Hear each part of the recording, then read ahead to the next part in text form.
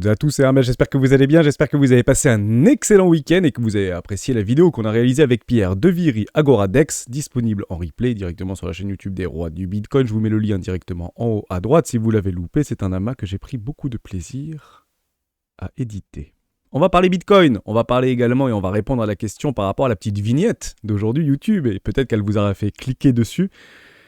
Il dépasse et surpasse Ethereum. De qui s'agit-il? On en parle en fin de vidéo, comme un air de déjà-vu qu'on avait vécu en 2019-2020. Ça vous fera sourire, mais encore une fois, c'est loin d'être différent. On parlera de notre Egging Star qu'on a tout simplement évité sur une clôture en weekly, donc inutile de s'énerver, puisqu'on attend bien sûr des clôtures pour avoir des confirmations. Cette confirmation, nous ne les avons pas. Toujours mon objectif de prix et une petite target sur une réintégration pour aller chercher un petit peu plus bas. Si ça arrive, j'y serai. Si ça n'arrive pas, j'y serai pas. Et si je me fais déloger, tant mieux, le momentum reste haussier. On va parler de tout ça dans cette vidéo. On va essayer de le rationaliser et le scénariser. On commence maintenant. Avant de commencer, je vous invite toujours à rejoindre le Discord des Rois du Marché. Vous trouverez le lien dans la description. À l'intérieur, une documentation qui s'appelle la stratégie des 4 rois. N'hésitez pas à l'utiliser, vous en imprégner, vous en inspirer pour vous aussi trouver votre propre style d'investissement, que ce soit sur le court, moyen, long terme, voire très long terme. Je l'utilise depuis plusieurs années et m'offre d'excellents résultats, que ce soit sur les marchés traditionnels ou crypto-actifs. Si vous souhaitez aller un petit peu plus loin, le lundi, le mardi et le jeudi, pendant 1 heure entre midi et 13h, vous avez également plus de 70 replays disponibles directement sur l'Académie des Rois que nous avons lancée en septembre. On est plus d'une centaine et de nouveaux chaque jour qui s'inscrivent sur cette académie. Si ça vous tente d'aller un petit peu plus loin et de démystifier toute cette grande narrative des crypto-monnaies, c'est ce qu'on fait au quotidien. On va parler Bitcoin relativement rapidement. Bon, on avait une Ending Star qui était en cours si on venait à clôturer en dessous des 64 500$. On attend les clôtures. Généralement, quand on voit des mèches comme ça, tout simplement que les vendeurs prennent profit, que les acheteurs rentrent en position. Donc, il y a encore des acheteurs sur ce marché. Est-ce que c'est du côté de nos amis des ETF? Alors, je dis amis toujours avec des grands guillemets, évidemment, vous le comprenez comme suit. Par rapport aux ETF au compte en Bitcoin, il semblerait qu'il y ait encore une fuite en avant du côté des ETF au compte en Bitcoin. Donc c'est d'autres personnes, probablement de la smart money, quelques peut-être institutionnels ou beaucoup de particuliers et dump money qui rentrent sur ce marché. Et c'est à notre plus grand bonheur. Et puis plus on est de fous, plus on rit. Par contre, attention, risque d'être piégé bien évidemment puisqu'on attend des corrections.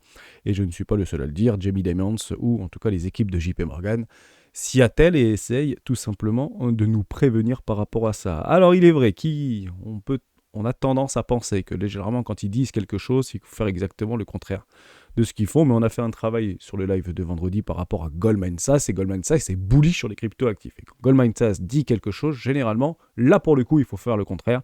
Et quand il dit que c'est bullish, partez du principe que c'est pas forcément bullish. C'est un billet psychologique de plus à prendre ou à laisser.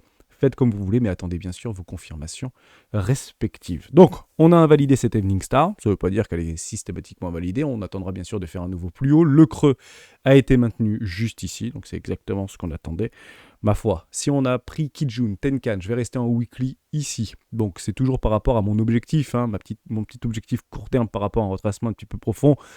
Si vous voulez qu'on revienne en fait précédemment dans le temps, notamment tout au long du bull run de 2017-2018, jusqu'en janvier 2018, partez du principe qu'on avait fait des drawdowns de 35-40% pour aller chercher en fait cette zone de prix avec des Kinjun, avec des gros drawdowns sur des bandes de Bollinger, retour sur la moyenne des bandes de Bollinger, et puis il y a beaucoup de confluences qui se trouvent en fait sur ce premier arrêt.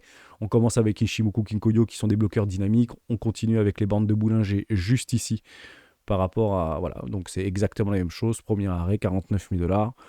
Ma foi, j'ai presque envie de dire que la Kijun s'est mariée avec la neutralité de la bande de Bollinger. On est en train de littéralement d'exploser la bande de Bollinger haute. La définition de cette situation de marché est c'est très bullish. Et c'est pas si bullish c'est encore plus bullish qu'on peut le penser, puisque si on passe en mensuel, c'est vraiment très bullish, puisqu'on l'a complètement explosé. La dernière fois qu'on l'avait explosé comme ça, même en 2019, pour information, 2017, 2018, 2019, on n'avait pas autant explosé les bandes de Bollinger. On l'avait fait clairement ici et c'est très bullish. Je vous le dis en toute franchise. Donc si on commence à prendre des plays, on tente de prendre des plays pour vendre ici, pour acheter plus bas, bêtise. Généralement, on se retrouve nous-mêmes coincés dans notre propre billet. Et si c'est prendre des trades contre-tendance, ça c'est plus possible, c'est plus envisageable. Je pense que c'est plus rationnel, avec moins de 1% du capital de trading. Et puis ça permet tout simplement de jouer des plays en fonction des conditions qui n'y sont exposées, tout simplement. Maintenant, c'est pas all-in short là-dessus, debout sur la table, parce que généralement, on se fait bien dégommer sur des grosses time frames, notamment qui sont extrêmement haussière. Si on part sur le petit pararange qu'on avait tracé ensemble, bon, bah, ça a l'air de plutôt bien fonctionner. La time frame 4 heures est bien représentée ici. Ça vient chercher, on tente de faire une extraction. On se paye même le luxe de nous faire quasiment une petite structure actuellement en zone de rechargement d'achat. C'est exactement ce qu'on attendait. Certains ont pris le breakout ici, d'autres ont attendu le pullback. Un pullback ici, deux pullbacks ici. On vient chercher, vous comprenez, on vient grignoter la liquidité. Parce que c'est malheureux à dire, mais généralement, quand il y a plus de volatilité, donc plus d'amplitude au niveau des pourcentages de marché vis-à-vis de la volatilité, bah plus on augmente les tailles de position et plus on augmente les leviers. C'est exactement le contraire de ce qu'il faudrait faire. Mais techniquement, c'est ce qui se passe. Donc bah, le marché vient se nourrir de ces liquidités qui sont un petit peu trop fortement à levier. Et c'est pour ça qu'on vient les pinguer. Maintenant, c'est plutôt bien propre au niveau technique, niveau pattern, puisqu'on vient chercher, en fait, sans pour autant clôturer en dessous d'une réintégration de ce biseau descendant, on vient faire les pullbacks et on tente de s'extraire vers le haut. Donc ça, c'est jouable. Moi, mon objectif, ma petite target court terme, c'est ici, et c'est ici que la décision devrait être prise. C'est pas avant, c'est pas au milieu d'un range, c'est pas en bas d'un range qu'on doit vendre les ranges, c'est plutôt en haut vers les hauts des ranges qu'on essaye de vendre le range, si on est plutôt range trader, et puis moi, je jouerai le play ici avec un objectif beaucoup plus bas des 51 000 $. Je suis bien sûr que je ne ferai pas all-in là-dessus. Donc, le momentum est très haussier, il faut bien le comprendre comme ça. Maintenant, si on passe du côté du RSI, il y a quelque chose qu'on est en train d'observer qu'on n'observe pas actuellement sur le price action. Donc vous voyez qu'on avait une espèce de triangle de contraction ici. Vous le voyez en 4 heures, vous le voyez aussi très bien en daily. Juste ici, je vais vous le montrer comme suit. Donc si vous êtes patterniste, c'est plutôt pas mal. Et on est peut-être en train d'observer ce qu'on appelle un fake out. Un fake out, qu'est-ce que c'est? Vous avez votre magnifique triangle, donc je n'ai pas très bien tracé, mais vous avez compris le truc. On est en train de le breaker. Confirmation, donc émotion, confirmation. Possiblement une bougie d'acceptation en vue de jouer quoi? L'accélération, potentiellement pour aller chercher mon objectif de prix. Pourquoi? Parce que généralement, ces patterns, vous prenez le haut du triangle, vous allez le déborder et hop, bizarrement, ça arrive encore sur la 70 000 $. Mais c'est pas ce que le RSI est en train de nous montrer. Donc le RSI nous explique que le momentum n'est pas ici forcément bullish. On est en train de faire cette petite contraction actuellement sur ce triangle. Généralement, on suit quoi sur ces triangles de contraction? On suit la tendance précédente, donc la tendance de fond et sur les time frames qu'on vise. Et actuellement, c'est plutôt baissier. Pourquoi? Parce qu'on fait des creux toujours plus bas que les précédents et des hauts toujours plus bas que les précédents. Moi, personnellement, je jouerais quoi? Le pullback qui se trouve juste ici. Donc je pense qu'on pourrait éventuellement essayer de faire un petit fake out ici, potentiellement une réintégration, et c'est ce qui me donnerait éventuellement un play pour pouvoir le jouer. Donc actuellement, petit triangle ici, s'il y a une résolution, soit au bas, soit on baisse, soit on monte. Si on baisse ici et puis qu'on voit le cours arriver à 70 000, 69 000, 70 000, 71 000 $ pour aller chercher la liquidité qui s'y trouve, personnellement, je le jouerais plus comme un fake out. Plutôt donc une prise de liquidité pour voir éventuellement continuer à avoir ce Bitcoin se dégrader, se déprécier. Juste respirer, vous inquiétez pas, tout va bien, ça reste bullish, mais il faut accepter de prendre des drawdowns de moins 20%, moins 30%, même si on va de nos petites cryptoactifs préférés qui commencent un petit peu à se réveiller encore ce matin, en tout cas dans la nuit de dimanche à lundi, et c'est peut-être que espérer, j'ai envie de dire, puisque généralement, quand Bitcoin, s'il décide de retracer, les cryptoactifs et toutes les cryptoactifs, en tout cas la plupart d'entre elles, suivront BTC. Pas plus de choses à dire. Côté price action, en tout cas côté order flow, on voit que les whales continuent en fait à accumuler, donc c'est elles qui sont clairement à la manœuvre. On voit ici les marrons, on voit ici les violettes. Bon, c'est un peu hyper atomisé, donc on ne sait pas trop, c'est très émotif, c'est très émotionnel. Ma foi, on n'a pas une direction claire, mais sur les petits flux très court terme ici, c'est plutôt baissier, donc plutôt jouer les baisses, si on est plutôt sur des petites time frames, donc 4 heures, daily, etc., voire 1 heure, plutôt la baisse ici à envisager, et on attendra tout simplement d'aller chercher une zone de rechargement de vente logique, puisque c'est là où la confluence se fait. Généralement, les range traders vont vendre au haut de range, avec une pression vendeuse des vendeurs à découvert qui vont essayer de trouver des plays en haut de range également pour essayer d'éventuellement le casser, et notamment par le bas. Est-ce que ça veut dire que je suis baissier? Absolument pas. C'est juste que dans tous les cas, ce sera considéré comme une opportunité. Côté option, bon, il y a encore des agrégations du niveau du avril et mois de juin. Est-ce qu'on peut éventuellement essayer de taper ces 50 000 $ par rapport au maximum price pour le 29? Bon, je vous le dis en toute franchise, généralement à 48 heures, enfin 24-48, voire 72 heures avant, si on n'est pas aux objectifs, généralement on n'ira pas. Donc actuellement, les acheteurs sont en train de défendre leur strike ici sur les 65 000 $. Ça veut bien dire qu'à un moment donné, il y aura beaucoup de gagnants, et ces beaucoup de gagnants vont recevoir leur Bitcoin avec une jolie plus-value. Et puis ils pourront tout tout simplement les vendre. Hein. C'est un petit peu comme ça que ça fonctionne. Donc il pourra avoir une double pression vendeuse à l'expiration à partir de fin mars, début avril. Et côté avril, on peut le regarder ensemble dès maintenant, 55 000 $ pour le McClane Price, avec des gros strike price 70 000 voire 100 000 $.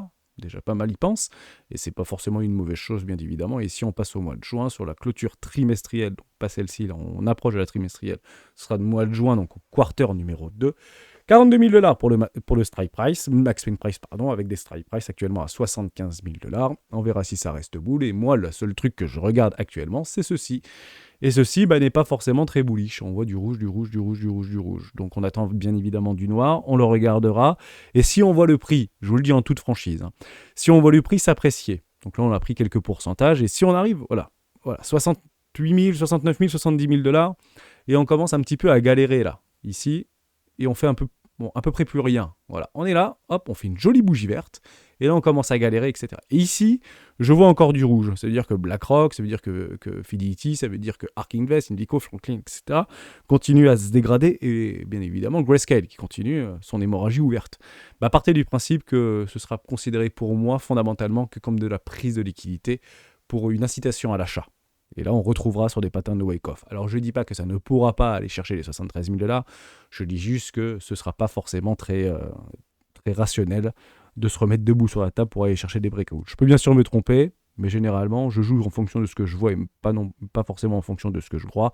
Et ce que je vois, c'est que si je l'observe, à ce moment-là, ça renforcera un billet de prendre un trade contre tendance ici. Mais actuellement, j'attends tout simplement que le cours vienne à moi. Il vient tout doucement, doucement mais sûrement.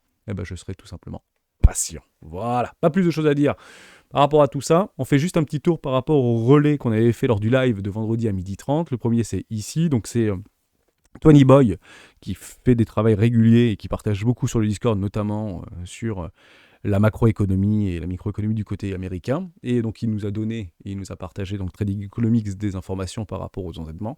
Donc vous avez ici par rapport aux cartes de crédit sur le solde de la dette, et on va voir en fait par rapport à tout ce petit scénario la moralité. Et la moralité n'est pas si dramatique que ça, même si on observe bien évidemment qu'en l'espace de 2 quarters, on est passé de 1 000 milliards de dollars sur les cartes de crédit à 1100 milliards de dollars, donc 100 milliards de plus en l'espace d'un trimestre et demi. Donc c'est pas forcément peu, c'est même plutôt beaucoup. Donc ça dépasse l'entendement, ça dépasse des niveaux historiques bien plus qu'en 2008, etc. Ok, on l'acte, hein, et c'est quelque chose, c'est un fait. Les hypothèques du solde de la dette aux États-Unis ont augmenté de 12 trillions de dollars, donc 12 000 milliards de dollars. C'est complètement dingue, hein, c'est très très important. J'ai pas envie de vous dire autrement, hein, c'est beaucoup, ça continue à augmenter, on va pas se mentir. Et vous avez ici Moderadar, l'endettement massif écrase les Américains, les taux d'impayés sur les cartes de crédit et les prêts auto n'ont jamais été aussi élevés depuis 10 ans. Pour la première fois, les paiements d'intérêt sur la dette sont aussi élevés que ceux de leurs prêts hypothécaires. Donc ce sont des niveaux extrêmement importants par rapport à 2008, plus haut encore quasiment que 2008. Donc est-ce que c'est tenable dans le temps ? En réalité, c'est pas une question de tenabilité, c'est une question de confiance et de confiance vis-à-vis de la capacité des Américains à rembourser leurs prêts. Et on voit bien qu'il y a quelque chose qui permet de donner de l'huile, vous voulez, de la WD-40 dans le rouage de l'économie américaine. Qu'est-ce que c'est ? C'est ceci. Et effectivement, Tony Boy nous le relève pour dire qu'il faut prendre en fait toute la mesure de l'ensemble de ces données et ne pas forcément que voir ce qui peut nous intéresser ou ce qui peut nous alarmer. Bien que notre objectif ici et notre modèle, c'est de renforcer les billets, la dette des ménages aux États-Unis a diminué à 73% du PIB au 3e trimestre. Donc ce sont des niveaux qui sont extrêmement bas en réalité. Et vous avez raison, lorsqu'on avait atteint quasiment les 100% du PIB par rapport aux dettes. C'était en 2002. Et là, il y avait une cassure, notamment au niveau de la titrisation, des prêts hypothécaires qui ne pouvaient pas vraiment se rembourser. Et on avait fait ce travail-là vendredi dans la vidéo qu'on avait déjà fait, bien sûr, précédemment. Bon, on voit qu'il y a encore de la marge, en fait, par rapport au taux d'endettement vis-à-vis du PIB, par rapport à la croissance. Et il est vrai que Tony Boy nous expliquait que les salaires des Américains avaient fortement augmenté, bien plus qu'en Europe, aux États-Unis, depuis 2021.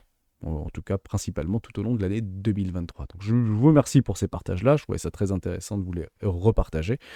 Et donc, ma foi, j'ai presque envie de dire qu'on a encore de la marge, en fait. Donc, le marché peut rester irrationnel plus longtemps que nous pouvons rester survive.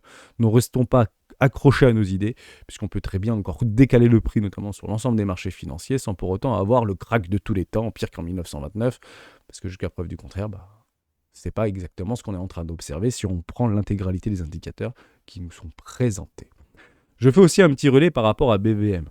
Bon, je vais vous expliquer mon scénario parce que je l'ai abordé que très très vite par rapport à alors, BVM ou tout autre. Hein. Je dis BVM parce que je suis tombé dessus par rapport à des recherches qu'on avait faites vendredi. Mais ça ne veut pas dire qu'il faut y aller, ça ne veut pas dire qu'il ne faut pas y aller, ça veut dire qu'il faut faire nos recherches, évidemment. Donc j'ai poursuivi un petit peu ce week-end tranquillement mes recherches. Et en fait, il faut tout simplement essayer de créer des narratifs et se créer des narratifs pour ne pas forcément être surpris d'une narrative qui, pour la plupart d'entre nous, semble pas forcément un bon truc et peut-être qui sera le super Eldorado de tout le bull run 2024-2025, c'est celui-ci se présente à nos pieds. Bon, ben c'est pas compliqué. Je vous le dis en toute franchise, la même situation il y a exactement 4 ans en arrière par rapport à quelque chose qu'on avait pris par-dessus l'épaule. Et quand je vous le dis qu'on l'avait pris par-dessus l'épaule, c'est l'ensemble quasiment de l'écosystème qu'il avait pris par-dessus l'épaule. Dixit, les NFT. Les NFT sur le protocole ERC 721 qui avait été construit, donc les premiers avaient été construits sur la blockchain Ethereum, croyez-le ou non, mais on avait vraiment pris ça par-dessus la jambe. Ça ne marchera jamais, c'est n'importe quoi. Et je parle ici des aficionados de la cryptosphère qui étaient bien expérimentés déjà et depuis de très nombreuses années. Et ben, je suis en train tout simplement de faire un parallèle, presque un parallaxe, je trouve ça plutôt mignon, entre BRC20 et Bitcoin, ce qu'avaient fait les NFT avec ERC 721 par rapport à Ethereum. Je fais exactement la même chose. Donc, est-ce que ça veut dire que ça va fonctionner ? Est-ce que ça veut dire que ça y est, YOLO, on va tous partir dans la stratosphère avec les BRC20 ? C'est pas ce que je suis en train de dire. Mais il y a quand même de fortes similitudes par rapport à la psychologie autour de ces ruptures technologiques-là, ou de ces évolutions, on pourrait presque parler de révolution, mais d'une évolution technologique par rapport à la blockchain Bitcoin. Voilà, je voulais juste vous dire ça pour éventuellement essayer de vous diriger à faire vos recherches dans ce sens-là. C'est pas parce que les maximalistes, et peut-être moi le premier, peut-être d'autres que vous écoutez, nous expliquent que BRC20, ça nous gonfle parce que c'est en train d'augmenter les frais de la blockchain Bitcoin et que c'est en train de nous mettre un petit peu la pagaille sur des engorgements par rapport au passage de nos transactions, etc. Et ben ça veut pas dire que c'est une mauvaise chose. Voilà, peut-être qu'à un moment donné, on y trouvera comme une sorte de rayonnance, une sorte de clairvoyance à l'intérieur de ces évolutions-là par rapport à la blockchain Bitcoin.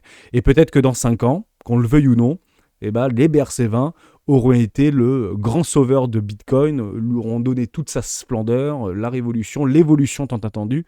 Mais encore une fois, les opportunités se créent dans le déni. Et actuellement, nous sommes dans le déni. On ne peut pas le dire autrement par rapport à ces technologies de BRC20.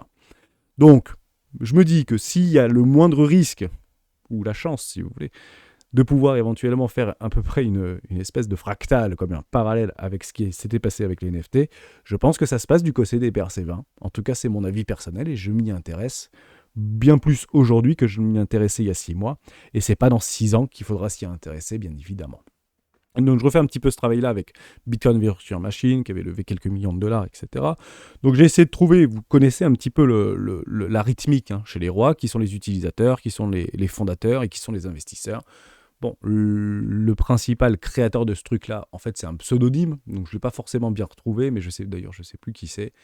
C'est Punk 3000, je ne sais plus trop quoi. Bon, je ne sais plus qui c'est, mais vous pouvez le retrouver assez rapidement. Je crois que j'ai quelques informations derrière. On va le retrouver facilement.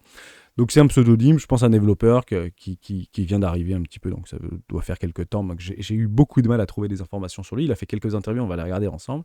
Si vous regardez le white paper, et il a raison, tu m'as fait rire, passagère. Par rapport au projet que tu t'y intéressais et tu n'as pas investi dedans parce que tu as regardé le livre blanc et honnêtement, ça fait flipper. Je vous le dis en toute franchise, c'est presque plus rassurant d'avoir des white papers comme ça que d'avoir des white papers faits par un marketeur. Vous m'avez compris un petit peu l'histoire. Il faut juste regarder finalement la conclusion. La conclusion, c'est que il semblerait que Bitcoin puisse trouver un nouvel élan, une nouvelle utilité, des nouveaux cas d'application au travers en fait ces BRC20 par rapport à ces virtuelles machines qui ne s'appelaient pas comme ça, soit dit en passant, c'est un nom qu'on leur a trouvé pour pouvoir surfer pleinement et intégrer pleinement tout ce qui est DeFi, GameFi, SocialFi, NFT, paiement, etc. et tout ce que vous voulez. Donc c'est un petit peu leur business, un petit peu leur promesse. Et ce que j'ai beaucoup en fait apprécié, c'est qu'il a fait plusieurs... c'est Punk 3700. Nous expliquer 3 chats dans différentes interviews, Cointelegraph et Coindesk également, et je vous expliquerai pourquoi je regarde beaucoup Coindesk. Bon, bref, on va le passer assez rapidement. Donc Punk 3700, quant à lui, affirme que le réseau Bitcoin original N'ayant pas le langage de programmation polyvalent ni de machine virtuelle, il est logique de construire un par-dessus, car Bitcoin est la marque de la consommation parfaite. Satoshi lui-même a écrit en 2010-2011 qu'il prévoyait des couches supplémentaires, des réseaux supplémentaires seront construits au-dessus de cela, et pour finir, tout ce type de programmabilité. Donc aujourd'hui, ça nous gonfle. Aujourd'hui, on n'a pas forcément un bon œil par rapport au BRC20. Et en fait, on vous expliquera et on nous expliquera quand le truc aura pris 4000% que même Satoshi lui-même l'avait dit, et etc., etc. Vous avez compris un petit peu les narratifs, donc faites attention à comment on se nourrit de ces informations-là. Il faut toujours essayer lorsqu'il y a en fait quelque chose qui nous déplaît, quelque chose qui déplaît la majorité, et c'est peut-être là où il faut le mettre les yeux les plus avérés. Voilà, donc c'est peut-être mal formulé, mais vous avez compris un petit peu l'idée. La machine virtuelle de Bitcoin permettra bientôt aux utilisateurs de créer des modèles d'IA sur le réseau Bitcoin. Nous avons trouvé un moyen de mettre l'IA en chaîne, a déclaré le développeur principal Punk3700 de Coinbase dans un message de X. Waouh! Donc la promesse, elle est là. C'est de mettre en chaîne l'intelligence artificielle directement sur le blockchain Bitcoin. C'est juste formidable de l'observer. Alors ça ne veut pas dire que ça va marcher, ça ne veut pas dire que c'est génial, ça ne veut pas dire que c'est peut-être un scam, hein. Je ne dis pas du tout le contraire. Faites vraiment vos recherches par rapport à ça. Et il explique aussi que les jetons BRC20 avaient une capitalisation boursière cumulée de 3,5 milliards de dollars vendredi selon les données de CoinGecko. C'est que dalle, 3,5 milliards de dollars. C'est minuscule en fait sur l'écosystème blockchain. Donc je me dis que s'il y a des gros coefficients à faire, un petit peu à l'instar des NFT sur la blockchain Ethereum, je pense que c'est aussi de ce côté-là qu'il faudrait éventuellement y jeter un œil tout simplement. Je finis juste là-dessus. Bitcoin confirme sa percée contestée dans l'univers. Ah oui, Bitcoin confirme sa percée contestée. C'est ça que je voulais dire. Dans l'univers des NFT, les NFT arrivent, plus précisément des ordinals sur le Bitcoin. Donc reprenez ces informations-là, reprenez ces documents-là et essayez de vous intéresser au BRC20 pour tout simplement ne pas passer à côté, même si on est étouffé par des narratifs diverses sur les RWA, sur la DeFi, sur la Social Fi, sur tout ce que vous voulez, etc. Je pense que les BRC20 peut être un grand challenger et une espèce de boîte de Pandore sur tout le bull run 2024-2025, aussi incompréhensible soit-il, par rapport à des détracteurs qui sont de plus en plus virulents. C'est l'objectif. On va pas faire pumper ce que les gens veulent qu'on pump. On va faire pumper ce que les gens ne veulent pas voir pumper. Et évidemment, ceci n'est jamais différent. Je finis juste là-dessus. Ah oui, Grayscale qui d'ailleurs avait perdu à peu près la moitié du nombre de bitcoins au niveau de son trust. On était quasiment monté à 680 000. C'était il y a encore 2 ans en arrière. On est passé à 350 000 bitcoins. Mais c'est pas très grave dans le sens où la capitalisation, la valorisation par rapport à Grayscale reste encore très soutenue à plus de 22 milliards de dollars. Donc, il était monté jusqu'à 36, soit dit en passant. Mais 350 000 bitcoins, encore une fois, il ne prend pas 1,5% de frais sur le bitcoin, il prend 1,5% de frais sur l'argent en fait, qui est capitalisé directement en valorisation bitcoin, tout simplement. Donc c'est pas forcément grave, parce que j'ai vu quelques trucs passer sur, et si Grayscale dépose le bilan, qu'est-ce qui se passe des bitcoins? Vous inquiétez pas, ils seront déjà quasiment tous, et si ça doit être fait, tous rachetés au TC. Et il y aura très probablement peu de choses qui devraient arriver. Et si ça devait tomber, ça aurait déjà dû tomber quand il avait 60% de discount, il y a encore 2 ans en arrière. Donc il ne tombera pas. Je réponds à la petite vignette et on finira là-dessus cette vidéo. J'espère que je vous aurai aidé. Crypto, Cardano explose et surpasse Ethereum en termes d'activité, comme un air de déjà-vu il y a 4 ans en arrière. La course au développement blockchain connaît un revirement spectaculaire. Cardano, autrefois à la traîne, distance désormais Ethereum, projet phare longtemps contesté, cette percée fulgurante influe un vent de changement dans l'écosystème crypto. Ça y est, les ADA Cardano maximalistes passent la seconde, et c'est exactement ce qu'on avait vécu en 2019, quand ADA Cardano avait surperformé sur toute la cyclicité, sur tout le cycle de bull run, Ethereum, tout simplement. Maintenant, en vue de la capitalisation, est-ce que vous pensez réellement que ce truc-là peut faire x10? Est-ce que ce truc-là peut faire x15? Faire x10 avec Ethereum, ça va pas être de la tarte, je vous le dis en toute franchise. Mais est-ce que Cardano peut faire x10? Eh bien oui, bien sûr qu'il peut faire x10. Si jamais en fait il y a une prise de conscience généralisée et que Ethereum qui culmine à peu près à 97% de l'EVM actuellement, est-ce que Cardano pourrait prendre ça? Honnêtement, j'en doute, ça se fera pas en 48 heures. Mais si vous regardez la capitalisation d'Ethereum actuellement à 400 milliards de dollars, et ici, vous prenez la capitalisation d'ADA Cardano, c'est plus que 10 fois moins, quoi. C'est même 20 fois moins. Donc je me dis que si ADA Cardano refait un petit peu ce qu'il avait fait précédemment, et je vous le montre en 1000, c'est clairement une fractale qu'on peut regarder, qui était montée ici à 100 milliards. Et juste ici, donc on peut regarder par rapport à Ethereum, 100 milliards, VS, la capitalisation totale d'Ethereum, au plus haut du bull market. À combien en fait il l'avait tout simplement atteint. Et il faut prendre cette fractale-là, donc 100 milliards pour à peu près 500 milliards, donc ça représente 20% de la capitalisation. Si ici, Ethereum, je dis une bêtise, hein, fait x4 par exemple, ou fait x4,5, ça veut dire qu'on passe de 400 milliards, ici, de valorisation, jusqu'à 2000 milliards de capitalisation pour Ethereum, ce qui est pas mal. Vous prenez 20% de 2000 milliards, ça fait 400 milliards, à Cardano, x13. Tout simplement. Avec exactement le même parallèle en termes de capitalisation vis-à-vis de la dominance. Donc si on refait exactement le même traité, si vous voulez, ou la même fractale de Ada Cardano, Ada Cardano serait sensiblement dans les starting blocks pour faire un bon petit x10, x13, alors que la capitalisation est énorme. Voilà, donc on n'ira probablement pas beaucoup plus loin, je vous le dis en toute franchise, par rapport à ces cryptos-là. C'est comme XRP, c'est comme tout ça. Il ne faut pas s'attendre à du x200 ou du x300. Il faut plutôt regarder des toutes petites capitalisations si on veut avoir la moindre chance de faire des gros coefficients. Et vous connaissez l'adage, la performance est toujours l'équivalent de son risque opposé. Faites attention, renseignez-vous bien sur tout ce côté-là. Et on se retrouve demain dans une prochaine vidéo d'Héros du Bitcoin. Ciao.